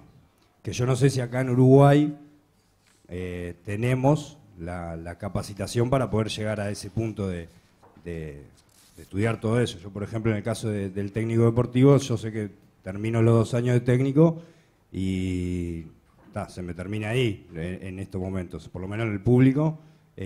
No puedo seguir especializándome tal vez en el fútbol, en un deporte que es tan popular y que queremos llevar adelante a máximo nivel. Después otra cosa me quedó colgada, nada que ver, lo que vos decías del centro de alto rendimiento, que vos decís, bueno, podemos llegar a tener 10 deportistas, pero desde mi ignorancia tal vez, decir, el centro de alto rendimiento en este momento puede llegar a tener 10 personas, pero si lo construimos, dentro de 5 o 10 años no podemos llegar a tener 40, porque esos 10 empezaron, pero después ese deporte que le fue bien tuvo más practicantes y se especializaron en eso, y vimos que tenemos un potencial dentro de ese deporte en especial, ¿no? Eso eran las dos preguntas. Y lo último es relacionado con Gol al Futuro. Yo lo que veo, el apoyo a los jóvenes que se le da visitando algunas prácticas a los deportes juveniles. Pero a mí se me ocurrió algo como para decir, con los técnicos que están a cargo de esos gurises, como en un futuro espero estar yo de ese lado, no sé si alcanza con estos 2 años de la tecnicatura, por ejemplo. Tendríamos que tener algún tipo de programa que también acompañe a esas personas, porque siguen siendo educadores que te agarran desde los 13, 14, cuando estás en inferiores, hasta que dejas el proceso formativo, ¿no? Eso.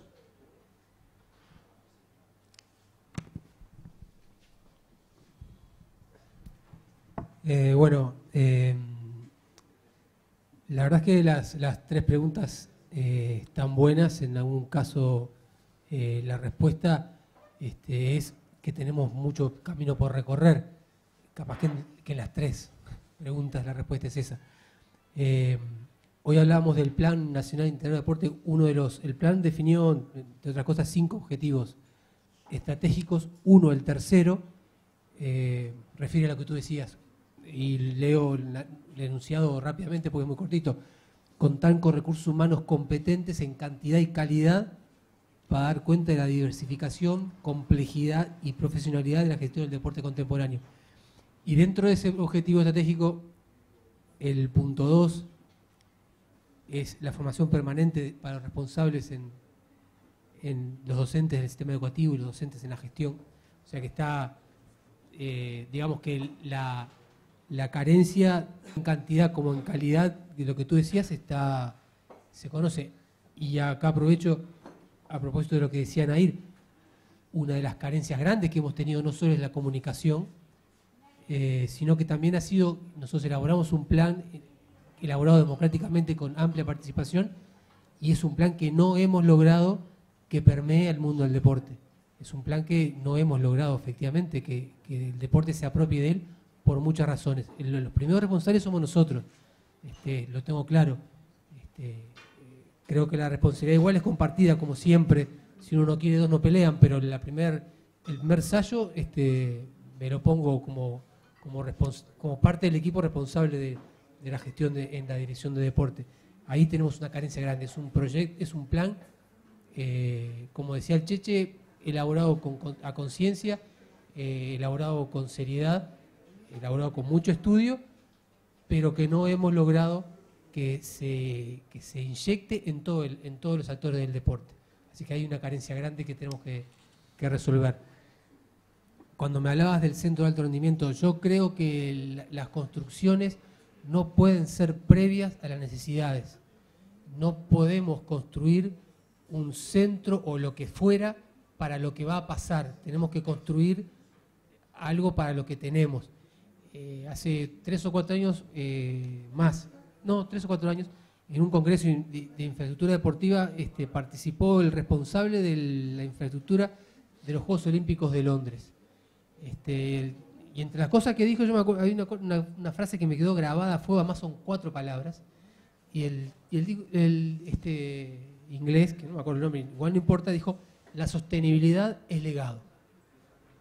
Por eso es que en Londres, así como lo hicieron en Múnich,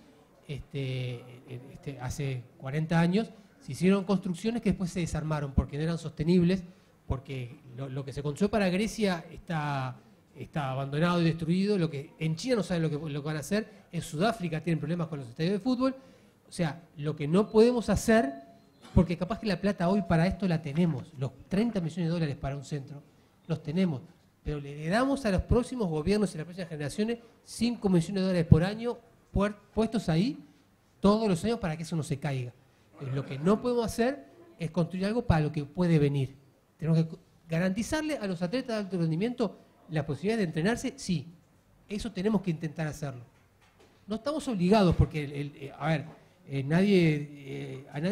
como no lo obligamos al profe ni a nadie a hacer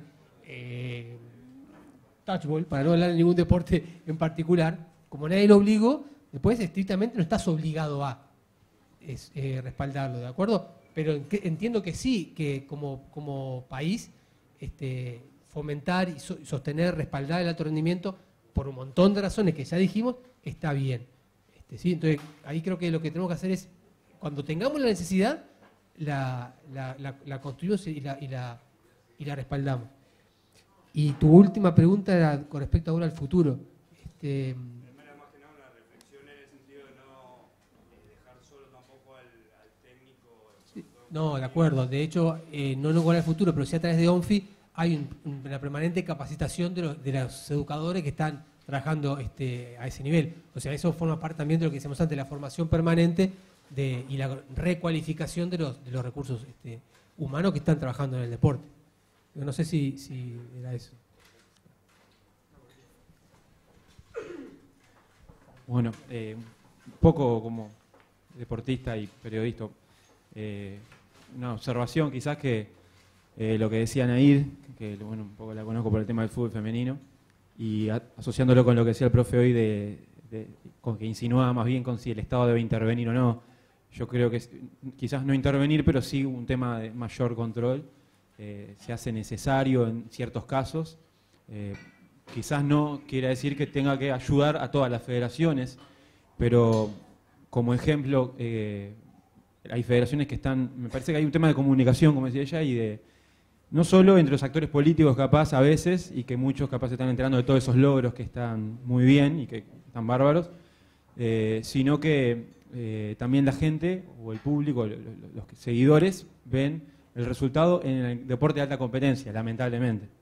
Pero creo que sí, que podría haber una mayor dinámica y comunicación entre Estado o Ministerio y federaciones. Por los casos que conozco, simplemente han hecho una Plaza 12 que está espectacular. Hay 2 federaciones, la Federación Uruguaya de Handball, que por nivel y por trabajo merece mucho reconocimiento, y la Federación Uruguaya de Handball, que no tiene un gimnasio propio. Por ejemplo, allí entrenan algunas selecciones, puntualmente serán 10, 15 veces en el año.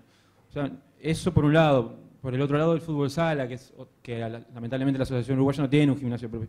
También se ha utilizado el gimnasio Plaza 12 10, 12 veces en el año, como mucho. Me parece que no es, me parece que no hay una conexión grande entre lo que son plazas públicas, que está bien, tienen un montón de beneficios para el barrio, para la inclusión social, etcétera. Pero claro, a nivel deporte competencia, yo ahí noto quizás que deba ser mayor la conexión, la participación, porque eso también es deporte, ¿no?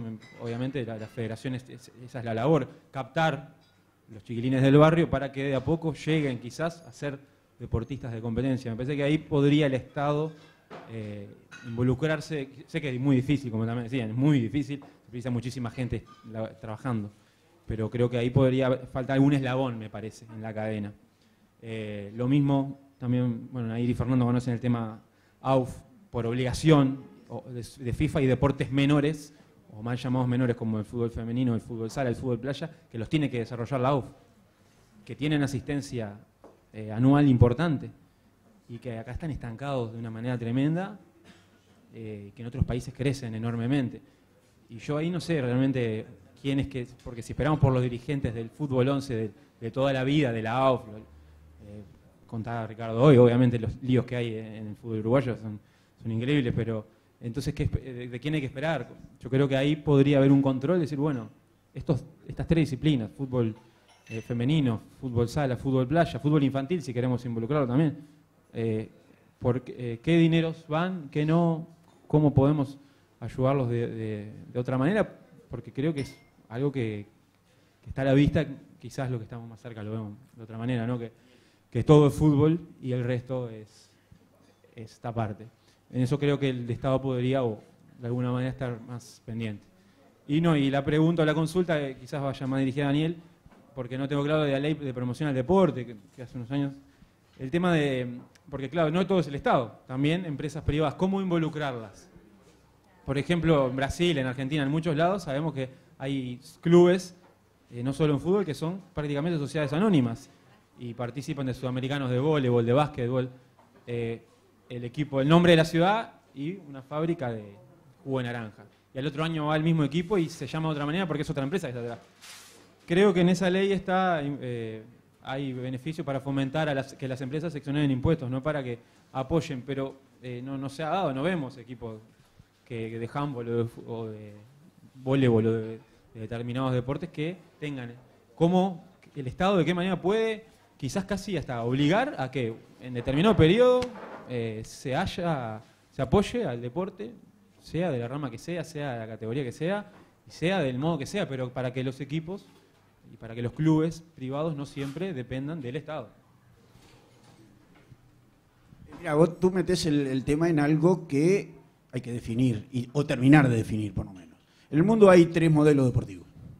El modelo estatista o estatal de lo que era la Unión Soviética, China, Cuba, Vietnam y alguno más, Venezuela más o menos. El modelo privado, donde no hay ni organismo del Estado dedicado al deporte, y después una serie de experiencias fundamentalmente centroeuropeas y del sur de Europa, Francia, España, etcétera, donde el gobierno interviene en un sistema de gobernanza, en algunas cosas buscando acuerdo o con gobernabilidad, que son un sistema mucho más directivo. En ese marco entre la gobernanza y la gobernabilidad es que hay que tomar las decisiones deportivas y hay que estudiarlas y hay que, discutirlas. En el Uruguay no se ha discutido este tema, porque muchos dirigentes deportivos, en el momento de que uno le tira algunos lineamientos, dicen el deporte es privado. Pero cuando van a pedir plata, se ponen socialistas. Bueno, vamos a ponernos de acuerdo en qué modelo y en qué áreas debemos tener un talante más acuerdista de gobernanza o un talante más directivo, como tú planteabas. Bueno, pero eso hay que discutirlo. El programa del Frente tiene algunos lineamientos, pero hay que seguir profundizando y sobre todo ponernos de acuerdo, cosa que no es nada fácil.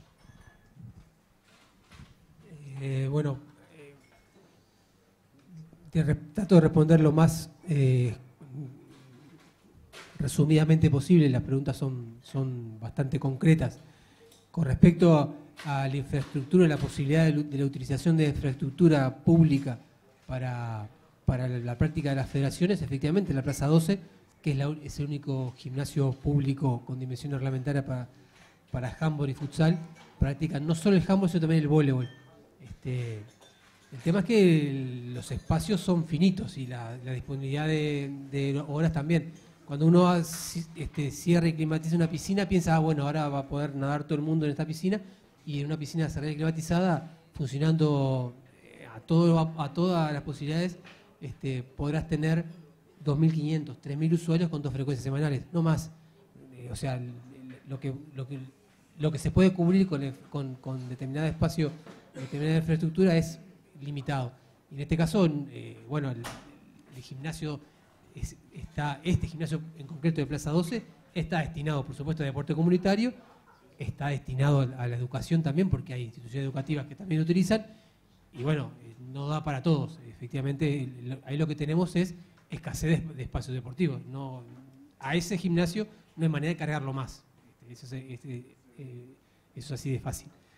Con respecto a la pregunta referida a la ley de promoción del deporte, efectivamente es una ley que prevé exoneraciones impositivas, o en realidad créditos fiscales, según la doble categoría, o sos un mecenas, o sos un sponsor, sos un mecenas, eso no te tiene un retorno publicitario, digamos, y entonces el crédito fiscal es mayor, puede llegar hasta un 80%, sos un sponsor, como tenés un retorno publicitario, el crédito fiscal es menor, es cerca del 50%. El punto es que en Uruguay eso se utilizó, esa herramienta de sponsorear equipos y demás, se utilizó de manera, como todos sabemos, yo te daba 10 pesos y vos me dabas un recibo por 100. Entonces, lograr eso es lo que pasó, que bueno, se cortó eso. Digo, bueno, no hay más exoneraciones impositivas al aporte deporte, porque esto es joda, no es aporte deportivo. La exoneración impositiva, como decíamos antes, alguien la paga. Entonces, para lo que se prestaba era para esto, para que hubiera joda. Lo que hizo fue, se cortó esa posibilidad y se abrió limitado a un tope, son 80 millones de pesos anuales, lo que se puede destinar a estos créditos fiscales, y además se restringió especialmente que no pueden beneficiarse de estos créditos fiscales clubes profesionales, sino que tiene que estar direccionado al desarrollo del deporte juvenil. O sea, primero tiene que ser para formativas y para el desarrollo del deporte juvenil. Segundo, tiene que venir avalado por una federación. O sea, expresamente no vas a ver clubes esponsoreados a través de esta ley, porque no está permitido, no está abierta esa posibilidad, porque se prestaba esto otro. Lo que no quiere decir que no se pueda. Ahora tenemos manera de controlar, de cruzar información, de un montón de cosas, que a lo mejor permita que esa puerta se pueda abrir. Pero de nuevo, tenemos que tener claro que la exoneración impositiva o el crédito fiscal no es que nadie paga, sino que alguien sí paga. Bueno, esa es termina siendo la discusión.